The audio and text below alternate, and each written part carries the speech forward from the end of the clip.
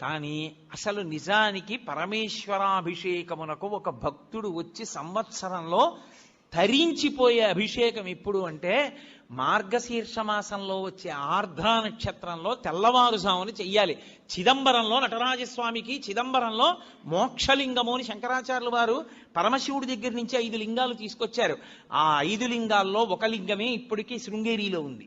శృంగేరిలో ఉండి భోగలింగం అన్న పేరుతో అభిషేకం చేయబడుతోంది. కంచిలో ఉన్నది యోగలింగం, చిదంబరంలో ఉన్నది మోక్షలింగం. చిదంబరంలో ఉన్న మోక్షలింగానికి ఆర్ద్రాభిషేకము అని ప్రత్యేకం చేస్తారు. అసలు నిజానికి దానితో కలుపుకుంటూ ప్రతి శివాలయంలో మార్గశీర్ష మాస ఆర్ద్రా నక్షత్రం నాడు తెల్లవారుజామున 3-4 మధ్యలో చెయ్యాలి అభిషేకం. దేవాలయాన్ని మంగళవాయిద్యాలతో పరమేశ్వరుణ్ణి మేల్కొల్పి ఉత్సవమూర్తుల్ని తీసుకొచ్చేసి గబగబా ఆలయాన్నంతటినీ శుద్ధి చేసుకోవడం అంటే సిద్ధం చేసుకుని పరమేశ్వరుడికి అభిషేకం